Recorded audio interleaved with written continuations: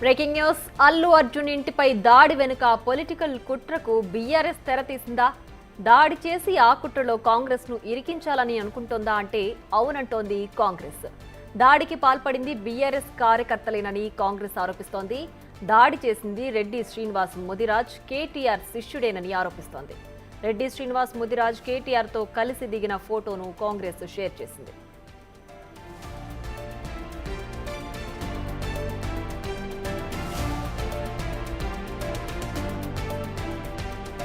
తమ కార్యకర్తల్ని అల్లు అర్జున్ ఇంటిపై దాడికి ఉసిగొల్పి వెనక ఉండి కేటీఆర్ అంతా నడిపిస్తూ కుట్ర చేస్తున్నారని కాంగ్రెస్ ఆరోపిస్తోంది.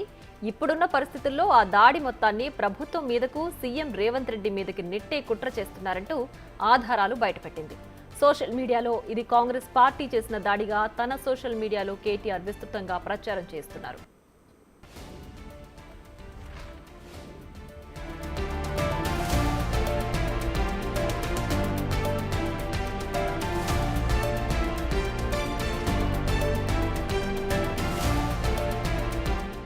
మరింత సమాచారం మా ప్రతినిధి సాగర్ లైవ్ లో అందిస్తారు. సాగర్, చెప్పండి, అల్లు అర్జున్ ఇంటి వద్ద జరిగిన ఉద్రిక్త వాతావరణానికి కారణం బీఆర్ఎస్ నేతలే అంటూ కాంగ్రెస్ ఆరోపిస్తోంది కదా, ఏంటి ప్రెజెంట్ దీనిపైన ఉన్న అప్డేట్?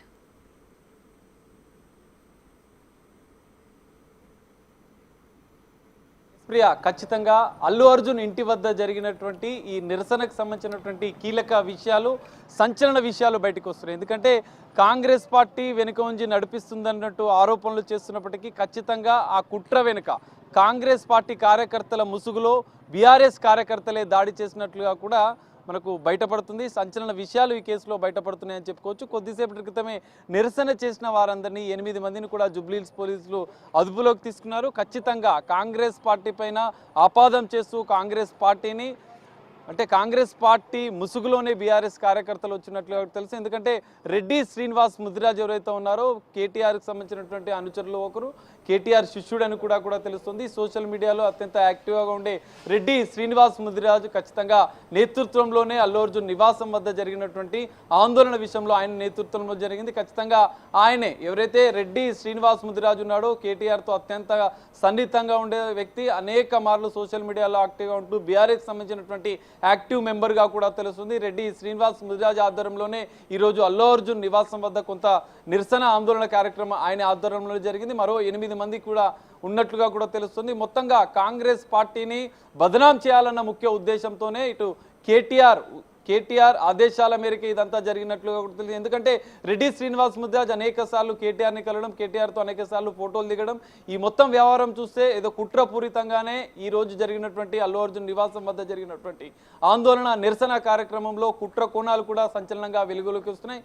ఎందుకంటే ఇప్పటివరకు సీఎం రేవంత్ రెడ్డి కానీ మిగతా కాంగ్రెస్ మంత్రులు, కాంగ్రెస్ నాయకులు కూడా ఇప్పటివరకు స్పందించారు ఈ అంశం పైన. అల్లు అర్జున్ అంశం విషయంలో ఖచ్చితంగా చట్టపరంగానే చర్యలు తీసుకుంటాం, అంటే చట్టపరంగానే ముందుకు వెళ్తామంటున్నారు. కానీ ఇలాంటి సంఘ విద్రోహ చర్యలకు మాత్రం కాంగ్రెస్ పార్టీ పాల్పడదని చెప్పి ఇప్పటికే కాంగ్రెస్ నాయకులు కూడా దీనిపైన క్లారిటీ ఇస్తున్న ప్రయత్నం అయితే చేస్తున్నారు. ఖచ్చితంగా దీని వెనుక, ఎందుకంటే గతంలో కూడా కాంగ్రెస్ ప్రభుత్వాన్ని, ఇటు కాంగ్రెస్ పార్టీని బదనాం చేయాలన్న ఉద్దేశంతోనే బీఆర్ఎస్ కొన్ని అంతర్గత కుట్రలు చేస్తుంది. అందులో భాగంగానే ఈరోజు కూడా అల్లు అర్జున్ నివాసం వద్ద జరిగిన దాడి నేపథ్యంలో, ఎందుకంటే నిన్న సీఎం రేవంత్ రెడ్డి అసెంబ్లీలో మాట్లాడడం కొన్ని విషయాలను మాత్రమే ఆయన వెల్లడించారు. సినిమా ఇండస్ట్రీకి ఎప్పుడు కాంగ్రెస్ పార్టీ వ్యతిరేకం కాదు, సినిమా ఇండస్ట్రీకి, సినిమా సంబంధించినటువంటి హీరోలకు కానీ కాంగ్రెస్ పార్టీ ఖచ్చితంగా, కాంగ్రెస్ ప్రభుత్వం, తెలంగాణ ప్రభుత్వం ఎప్పుడు వ్యతిరేకం కాదు. ఖచ్చితంగా సినిమా ఇండస్ట్రీకి సహకరిస్తాం, సినిమా అభివృద్ధికి కూడా, సినిమా రంగ అభివృద్ధికి కూడా ఖచ్చితంగా సహకరిస్తామని మంత్రి కోమటిరెడ్డి వెంకటరెడ్డి కూడా నిన్న చెప్పిన పరిస్థితి అయితే కనిపిస్తుంది. ఈ నేపథ్యంలోనే ఈ ఇష్యూని అడ్వాంటేజ్గా తీసుకొని బీఆర్ఎస్ కొంతమంది అల్లరి మూకలు ఖచ్చితంగా ఒక కుట్రపూరితంగానే అల్లు అర్జున్ నివాసం మీద దాడి చేసి, అల్లు అర్జున్ నివాసం ముందు ఆందోళన చేసి ఈ అభాండాన్ని కాంగ్రెస్ పార్టీ పైన రుద్దేందుకే వాళ్ళు ప్రయత్నం చేస్తున్నట్లుగా తెలుస్తుంది. అందులో భాగంగానే ఈరోజు చేసినట్లుగా ఆందోళన కార్యక్రమం చేసినట్లుగా తెలుస్తుంది. ఈ కీలక విషయాలను కూడా జూబ్లీహిల్స్ పోలీసులు కూడా బయటపెట్టే అవకాశాలు కూడా మనకు కనిపిస్తున్నాయి. ప్రియా, రైట్ సాగర్, అయితే ఈ సంధ్య థియేటర్ తొక్కిసలాట ఘటనకు సంబంధించి ముందు నుంచి కూడా బీఆర్ఎస్ నేతలు కావచ్చు, కేటీఆర్ కావచ్చు, కాంగ్రెస్ ప్రభుత్వానికి వ్యతిరేకంగా ఈ సంఘటనను వాళ్ళు వ్యాఖ్యలు చేస్తూ వస్తున్నారు. ప్రజెంట్ ఇప్పుడు ఏకంగా వాళ్ళ కార్యకర్తలకి ఎవరైతే అనుచరులు ఉంటారో వాళ్లే ఈ దాడిలో పాల్పడ్డారు అంటే ఖచ్చితంగా వీటికి వాళ్ళు వెనకుండి నడిపిస్తున్నారని భావించాలా? కాంగ్రెస్ ఏవైతే ఆధారాలు చూపిస్తుందో సో వాటిలన్నిటిని చూస్తుంటే కూడా దీని వెనక కేటీఆర్ ఉండి నడిపిస్తున్నారని భావించాలా?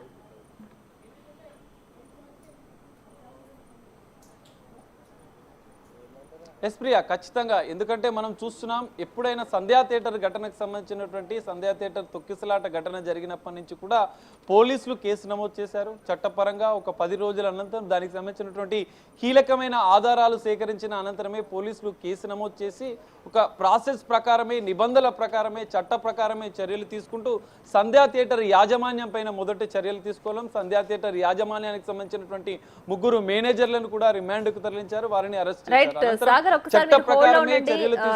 ఇదే అంశానికి సంబంధించి మా అసోసియేట్ ఇన్పుట్ ఎడిటర్ నగేష్ అందించడానికి సిద్ధంగా ఉన్నారు. నగేష్, చెప్పండి, ఈ అల్లు అర్జున్ ఇంటిపై దగ్గర జరిగిన ఉద్రిక్త వాతావరణాన్ని మొత్తం కూడా కారణం బీఆర్ఎస్ నేతలే అంటూ కాంగ్రెస్ ఆరోపిస్తూ ఆధారాలతో సహా బయటపెట్టింది. సో నిజంగానే అది దీని వెనక బీఆర్ఎస్ నేతలే ఉన్నారు, కేటీఆర్ ఇదంతా నడిపిస్తున్నారని భావించాలా? రెడ్డి ముదిరాజు అనే వ్యక్తి గతంలో కేటీఆర్ అనుసరుడుగా పనిచేసినట్టుగా ఫోటోలు బయటకు వచ్చాయి. ఇప్పుడు సోషల్ మీడియాలో కూడా ట్రెండ్ అవుతుంది. ఎందుకంటే ఒక వ్యక్తిని ఆల్రెడీ అంటే అసెంబ్లీ వేదికగా రేవంత్ రెడ్డి హ్యుమానిటీ యాంగిల్ లో, మానవతా హృదయంలో అల్లు అర్జున్ ని ప్రశ్నించాడు. అంటే ఆ విషయాన్ని ఇంకా ఫ్లేర్ చేసి బదనాం చేయాలనే కుట్ర కోణంలో ఓయూజేసీ అనే పేరుతో రెడ్డి ముదిరాజు అనే వ్యక్తి మరో 4 వ్యక్తుల్ని వేసుకొని డైరెక్ట్ గా అల్లు అర్జున్ ఇంటికి వచ్చి పూల కుండీలు పాల్గొట్టి ఆ ఇంట్లో ఉన్న కొంతమంది వ్యక్తులపైన తోసుకుంటూ దాడి చేయడం అనేది ఇది ఎవరు కూడా క్షమించారు. కాంగ్రెస్ ప్రభుత్వం కూడా ఇలాంటి విషయాలను ఖచ్చితంగా వ్యతిరేకిస్తామని చెప్తుంది. ఎందుకంటే శాంతి భద్రతల అంశంల విషయంలో తాము ఎక్కడ వెనకాడబోమని చెప్పి అల్లు అర్జున్ లాంటి వ్యక్తినే అరెస్ట్ చేసి పోలీస్ స్టేషన్ తీసుకెళ్లి కోర్టులో హాజరుపరిచిన పరిస్థితి. ఇక చిల్లర మల్లర వ్యక్తుల గురించి వాళ్ళను పంపించి దాడులు చేయించాల్సిన పరిస్థితి తమకు లేదని చెప్పారు. గత ఏడాది కాలంలో కూడా ఎక్కడ ఎవరి ఇళ్లపైన దాడులు చేయడం కానీ, ఎవరిని కొట్టడం కానీ అటువంటి విషయాల్లో కూడా ఎక్కడ జరగలేదు. కానీ ఇప్పుడు అల్లు అర్జున్ కు సంబంధించిన విషయంలో నిన్న ముఖ్యమంత్రి రేవంత్ రెడ్డి డైరెక్ట్ గానే ఎందుకు అరెస్ట్ జరిగింది, పోలీసుల పాత్ర ఏంటి, అల్లు అర్జున్ ఎందుకు థియేటర్ నుంచి బయటకు వెళ్ళలేదు, ఒక మనిషి చనిపోయినా కూడా మానవతా హృదయంతో స్పందించకుండా థియేటర్లోనే ఎందుకు కూర్చున్నాడని చెప్పి ఎంఐఎం నేత అక్బరుద్దీన్ ఓవైసీని అడిగిన ప్రశ్నలకు అసెంబ్లీ వేదికగా సమాధానాలు చెప్పాడు. ఎందుకంటే ప్రభుత్వం విషయంలో ఖచ్చితంగా నిజాలు ఖచ్చితంగా అసెంబ్లీ వేదికగా చెప్పాలి. ఎందుకంటే 4 కోట్ల మంది ప్రజలు అసెంబ్లీని చూస్తూ ఉంటారు. అసెంబ్లీలో ముఖ్యమంత్రి ఏం మాట్లాడుతున్నారు, ప్రతిపక్ష నేతలు ఏం మాట్లాడుతున్నారు, వాటికి ప్రభుత్వం ఎలాంటి సమాధానాలు చెప్తుంది, ప్రజా సంక్షేమానికి సంబంధించి ప్రభుత్వం ఎలా ముందుకెళ్తుంది అనేది అసెంబ్లీ ఒక వేదిక.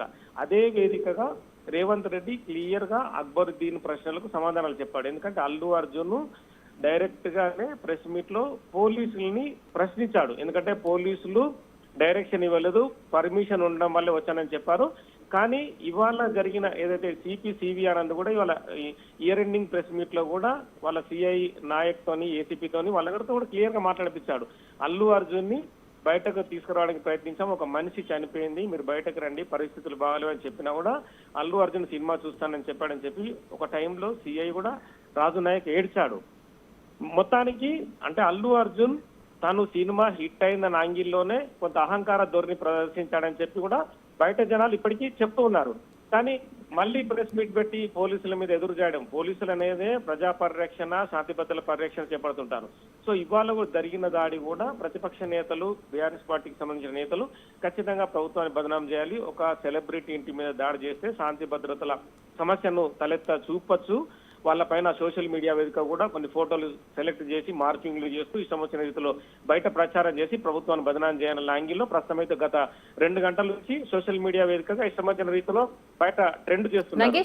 కానీ వాళ్ళు ఆల్రెడీ మాజీ మంత్రి కేటీఆర్ కు సంబంధించిన ఆన్సర్లు అని చెప్పి కూడా వాళ్ళకి సంబంధించిన ఫీడ్బ్యాక్ ని ఇప్పటికే పోలీసులు, ప్రభుత్వం ఇంటెలిజెన్స్ కూడా సేకరించింది. కానీ ఏంటంటే చెప్పండి రైట్ నగేష్, అయితే అంటే కాంగ్రెస్ ప్రభుత్వాన్ని ప్రజల్లో చులకన చేయడానికి ప్రతి అంశానికి కూడా రాజకీయ రంగు పులిమి దాన్ని ఇంకాస్త రాజకీయం చేసి ప్రభుత్వం పైన వేసేసి ప్రజల్లో ఒక రకమైన భావాన్ని క్రియేట్ చేయాలని ఒక అంశాన్ని వాళ్లే క్రియేట్ చేసుకుని ఇప్పుడు అక్కడ జరిగిన దాడి కావచ్చు, లేదంటే ఉద్రిక్త వాతావరణం కావచ్చు, దీని అంతటికి కూడా ఒక సృష్టికర్తగా దగ్గరుండి నడిపిస్తున్నారు అనుకోవాలా? ఖచ్చితంగా అనుకోవాలి. అంటే బీఆర్ఎస్ పార్టీ ఎత్తుగడలే తెలంగాణ ప్రత్యేక రాష్ట్రం ఏర్పడిన తర్వాత కూడా రకరకాలుగా ఎంతమందిని వేధించారు, ఎన్ని రకాలుగా వాళ్ళని బ్లాక్ మెయిల్ చేస్తూ డబ్బులు సంపాదించారు, రకరకాల యాంగిల్స్ కూడా ఆ పార్టీ మీద ఆరోపణలు ఉన్నాయి. వాళ్ళంతా ఓయూజేఏసీ నేతలుగా ఉన్న ఈ రోజు కోర్టులకు పడగలెక్కిన అంశం కూడా ప్రజలంతా గమనిస్తున్నారు.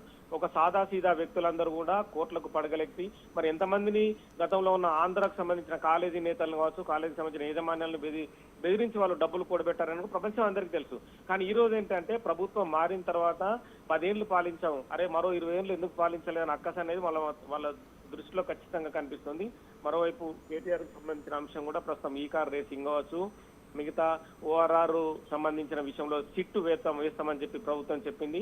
మరోవైపు కాళేశ్వరం కమిషన్, పవర్ కమిషన్ ఇవన్నీ కూడా ఉక్కిరి బిక్కిరి చేస్తున్న నేపథ్యంలో అల్లు అర్జున్ అనే విషయాన్ని అస్త్రంగా ప్రయోగించి కొంతమందిని 10 మందిని ఎంచుకొని దాడులు చేస్తే గనక ఖచ్చితంగా ప్రభుత్వాన్ని చులకన భావన చేయాలనే యాంగిల్లోనే వాళ్ళు తమ యాంగిల్ ప్రదర్శిస్తున్నారు. ఎక్కడో కూర్చుండి, ఎందుకంటే రేపో మాపో కేటీఆర్ ఖచ్చితంగా ఏసీబీ ముందు ఈ కార్ రేసింగ్ లో అటెండ్ కావాల్సి ఉంది. ఎందుకంటే 55 కోట్ల వ్యవహారంలో ఖచ్చితంగా సమాధానం చెప్పాలి. వాటికి సమాధానం చెప్పలేని విషయంలో అసెంబ్లీలో కూడా ఈ కార్ రేస్ కి సంబంధించి ముఖ్యమంత్రి సమాధానం చెప్పినా కూడా ప్రతిపక్ష నేతలుగా ఉన్న హరీష్ గాని కేటీఆర్ గాని ఎక్కడ కూడా దాని మీద మళ్ళీ వాళ్ళు స్టడీ సపోర్ట్ చేయలేదు. అంత పెద్ద అసెంబ్లీ వేదికనే ఉన్న బీఆర్ఎస్ నేతలు ఈ కార్ రేసింగ్ సంబంధించి చర్చ పెడదామన్నా కూడా వాళ్ళు ముందుకు రాని పరిస్థితి. డైరెక్ట్ గా అక్బరుద్దీన్ ఓవైసీ భూ భారతికి సంబంధించి కడిగి పారేస్తున్నా, అంటే బీఆర్ఎస్ ని కడిగి పారేస్తున్నా కూడా హరీష్ రావు ఎదురుగా ఉన్నా కూడా 10 మంది బీఆర్ఎస్ ఎమ్మెల్యేలను వేసుకొని ఉన్నా కూడా కనీసం ఒక్క మాట కూడా మాట్లాడలేదు. అదంతా ప్రజలు గమనించారు. తదుపరి ఒక వీడియో బయటకు వచ్చింది. హరీష్ రావు ఒకవైపు అక్బరుద్దీన్ ఓవైసీ వాళ్ళను ప్రశ్నిస్తున్న క్రమంలో సహనం కోల్పోయి స్పీకర్ పైకి దూసుకెళ్లాడు. సో ఇలాంటి విషయాలన్నీ కూడా ఖచ్చితంగా ప్రజలు గమనిస్తున్నారని చెప్పి కూడా కాంగ్రెస్ నేతలు చెప్తున్నారు.